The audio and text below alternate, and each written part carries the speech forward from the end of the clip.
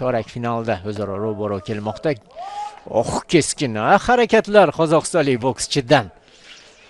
Yaxshilab ruhan tayyorlashibdi. Xo'sh, bu qanchalik davom etadi kuzatamiz. Albatta qiziqarli jang. Asadxo'jaga omad. Shiddat bilan hamyurtimizga yaqinlashdi Taltayev. Jeplar Asadxo'ja tomonidan. Gavdaga zarba. Ikkilik zarbasi yaxshi kutib oldi. Klinch. Taltayev demakki ana shunday keskinlik evaziga, kerak bo'lsa pala-partishlik evaziga g'alabaga erishish istagida shunday unga taktika berilgan. Yaqin masofaga intilyapti.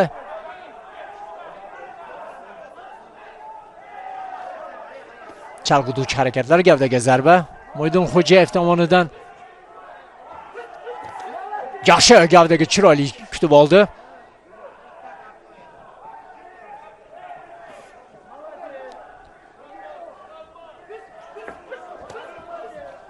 Yaxshi chiqib ketdi seriya. Asadxo'jadan gavdaga, so'nggi boshga. Barchasini yaxshi bajaryapti.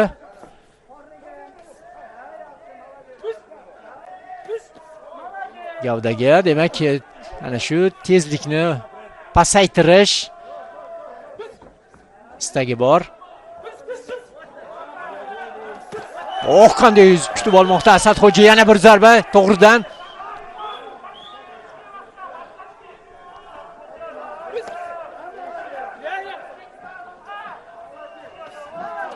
Yana gavdaga zarba.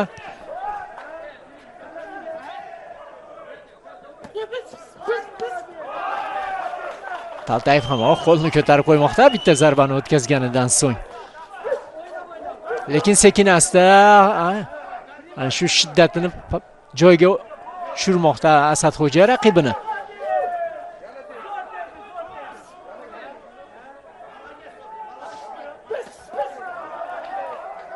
Chiroyli kutib olishdilar, aniq zarbalar. 50 soniya vaqt qoldi. Birinchi raundning yakuniga yetishiga barchasini a'lo darajada bajaryapti farg'onalik sportchimiz. Yana chiroyli kutib olish.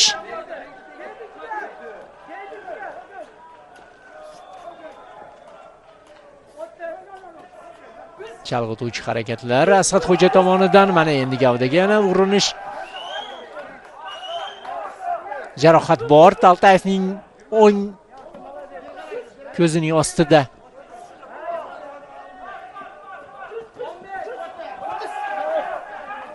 Juda xotirjam, eng muhimi Asadxo'ja xotirjamlik. Bu yerda jarohatiga e'tibor qaratdi referi. To'qnashuv oqibatida demoqda.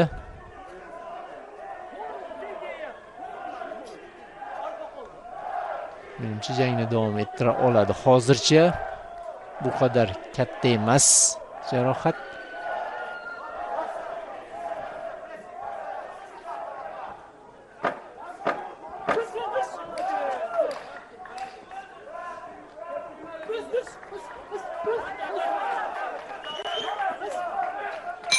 Chiroyli yakunlar, chiroyli yo'q. To'xta buyrug'idan so'ng, gongdan so'ng zarba berib yubordi Taltayev.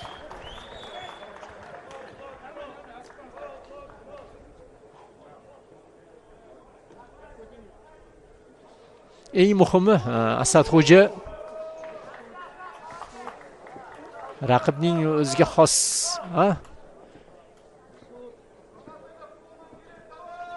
hujumidan sarosimiga tushib qolgani yo'q. O'z yo'nalishida xotirjamlik bilan, vazminlik bilan unga qarshi harakat qildi va samaradorlikka erishdi. Va buni o'ylaymizki, hakamlar ham o'z ochkolari bilan tasdiqlab qo'yishadi.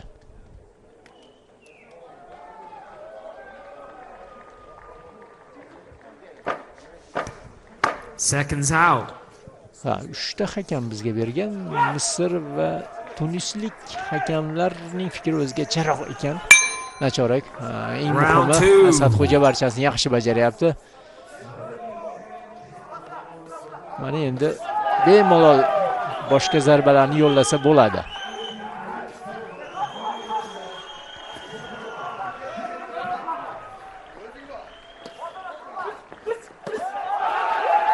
Taltayev o'tkazdi, quvonib ketdi zarba berganidan.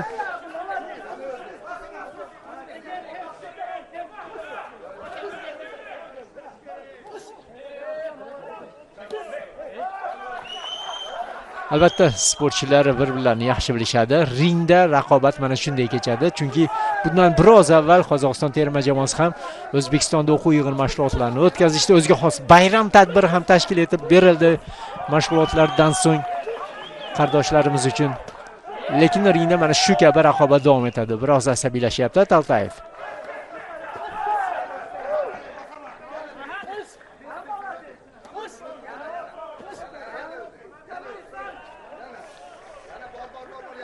Oldinga biroz hujumga o'taverdi demoqda murabbiylarimiz.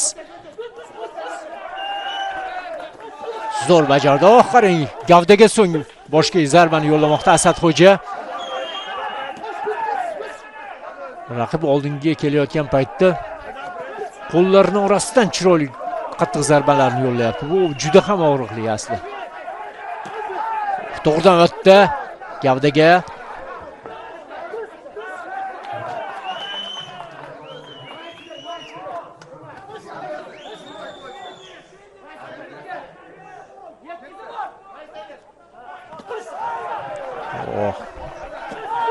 Yana bir chap qo'l zarbasi.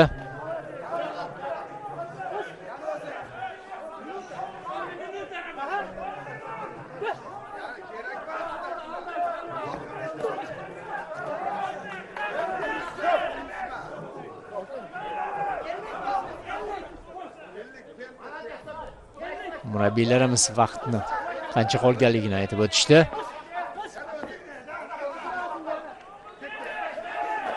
Zarbaga tayyorgarlik. Albatta mana shu yo'q. Ushlagan holda majbur qilyapti bu Taltayev ham. Nigohlariga e'tibor bering.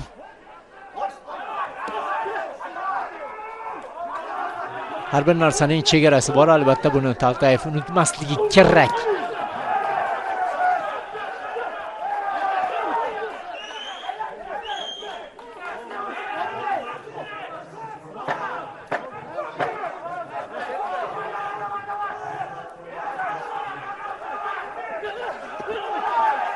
Albatta bunday paytda yana ana shu goldan keyingi zarbalarni kuzatdik Taltayevda.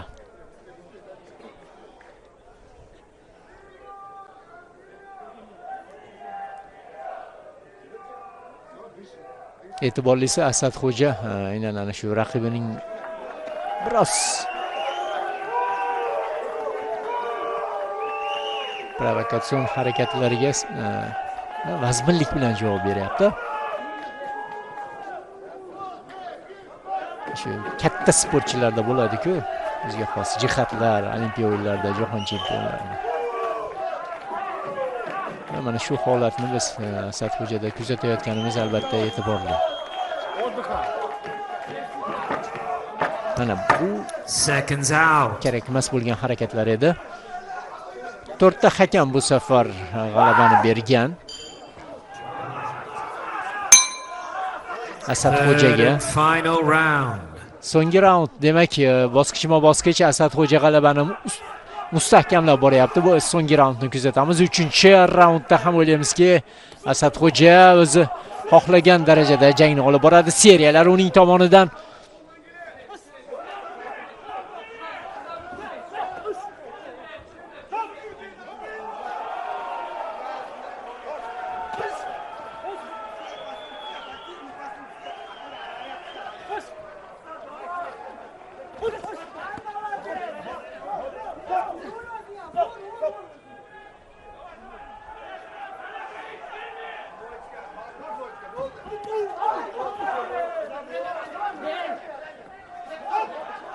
Gavda yelka bilan zarba beryapti bu yerda.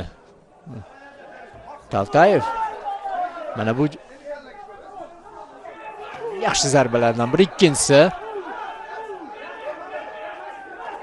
to'liq raqibini nazorat qilyapti Asadxo'ja.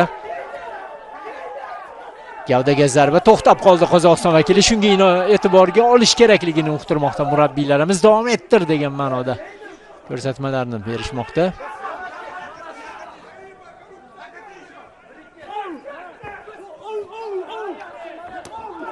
Uppercut.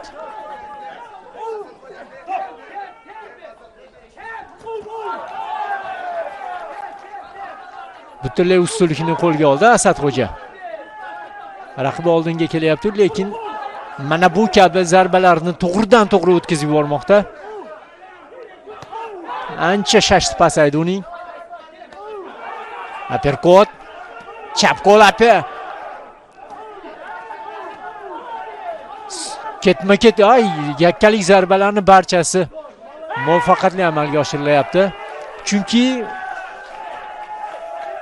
biroz Asadxo'janing ham kayfiyatini buzib qo'ydi Taltayev o'zining noo'rin harakatlari bilan.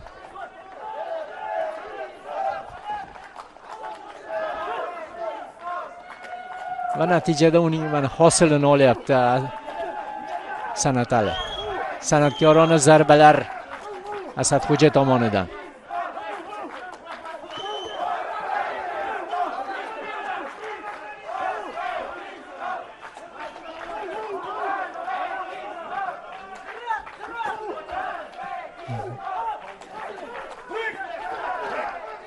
Ancha umidsizlikka tushdi San'atali. Noilojlikdan ko'ring, mana oldinga boryapti, lekin aksariyat holatda zarbalarni o'tkazib boryapti.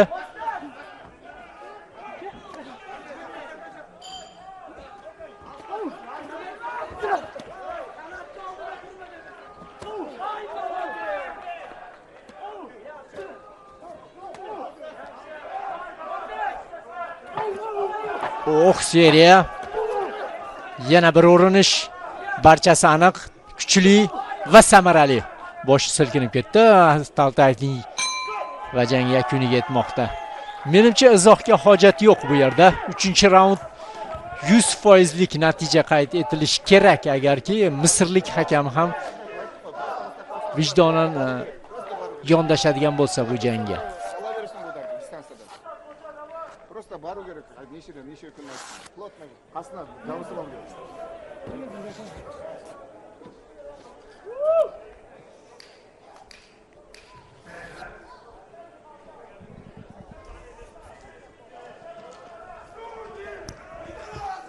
Ladies and gentlemen, the winner of this contest via split decision and going into the semi-finals is in the red corner. Representing O'zbekiston vakili Asadxo'ja Mo'ydinxo'jayev chorak finalda qozog'istonlik San'atali Taltayevni 4-1 hisobda mag'lub etgani holda yarim finalga yo'l olyapti. Biz albatta hali Asadxo'jani finalda ham ko'ramiz, g'alabali yurishini degan ishonchdamiz. Va samimiy tabriklaymiz uning g'alabasi bilan ham barchani, yaqinlarini, murabbiylarimizni, xalqimizni. Qadrli muxlislar, siz Sport telekanalida IBA tashkilot tomonidan tashkil etilgan Jahon chempionatining chorak final bosqichi bizda yana bir karra ana shu so'nggi raunddan olingan eng e'tiborli vaziyatlarni ko'rishingiz mumkin. Oldinda esa hali yana bir necha sportchilarimiz bor. Umuman aytadigan bo'lsak, bugun barcha 11 nafar sportchilarimiz chorak final bosqichida janglarni o'tkazishadi. Ladies and gentlemen, our next quarter-final bout in Ring A is in the 67 kilogram welterweight division.